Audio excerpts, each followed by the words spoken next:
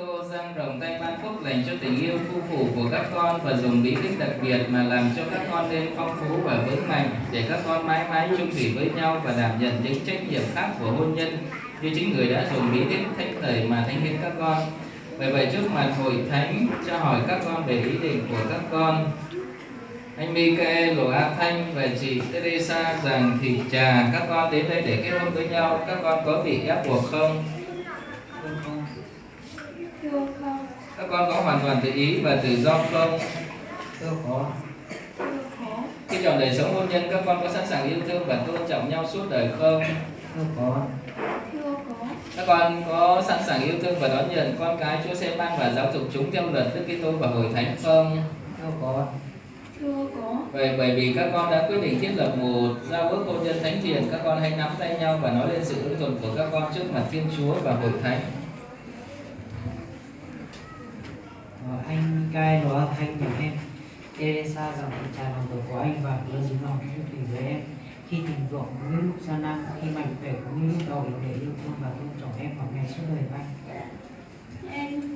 Em Teresa rằng thị trá nhận anh Michael A Thanh làm chồng của em và hứa giữ lòng trong thủy với anh khi thịnh vượng cũng như lúc gian nan, khi mạnh mẽ cũng như lúc đau yếu để yêu thương và tôn trọng anh mọi ngày suốt đời em. Xin Chúa tỏ sự lòng nhân hậu chuẩn y sự ứng thuận. Các con vừa đọc bài trước hội thánh và xin Chúa tuôn đổ phúc lành của Ngài trên chúng con.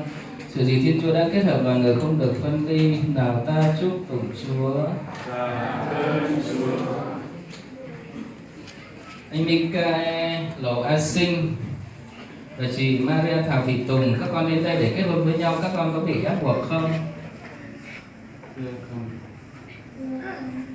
Khi chọn đời sống hôn nhân, các con có sẵn sàng yêu thương và tôn trọng nhau suốt đời không? Có. Các con có sẵn sàng yêu thương và đón nhận con cái Chúa sẽ ban và giáo dục theo luật Chúa Kitô và hội thánh không? Có. Vậy bởi vì các con đã quyết định thiết lập một giao ước hôn nhân thánh thiện, các con hãy nắm tay nhau và nói lên sự ứng thuận của các con trước mặt Thiên Chúa và hội thánh. Em Michael, A Sinh nhận em Maria Thảo Thị Tùng làm vợ của anh và hứa giữ lòng chung thủy với em khi thịnh vượng có như lúc gian nan, khi mạnh khỏe có như lúc đau yếu để yêu thương và tôn trọng em mọi ngày suốt đời anh. Em Maria Thảo Thị Tùng xin nhận anh Michael A Sinh làm chồng của em và hứa giữ lời chung thủy với anh khi thịnh vượng cũng như lúc gian nan, khi mạnh khỏe cũng như lúc đau yếu để yêu thương và tôn trọng anh mọi ngày suốt đời. Xin Chúa tỏ lòng nhân hậu chuẩn y sự ưng thuận mà các con vừa đọc bài trước mặt hội thánh và xin Chúa tuôn đổ phúc lành của Ngài trên các con. Sự gì Thiên Chúa đã kết hợp loài người không được phân ly. Nào ta chúc tụng Chúa. Xin Chúa ban phúc lành cho những chiếc nhẫn này mà các con sắp trao cho nhau làm dấu chỉ tình yêu và lòng chung thủy.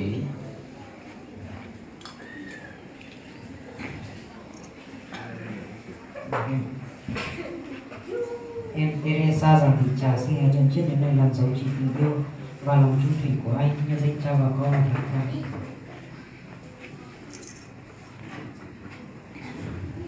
Anh Michael xin anh nhận chiếc nhẫn này làm dấu chỉ tình yêu và lòng trong thủy của em nhân dân Cha và Con và Thánh Thần.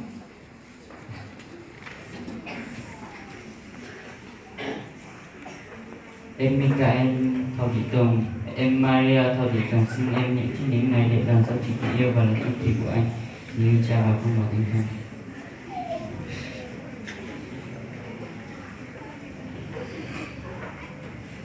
Anh Michael A Sinh xin anh nhận chiếc nhẫn này để làm dấu chỉ tình yêu và lòng chung thủy với em nhân danh Cha và Con và Thánh Thần.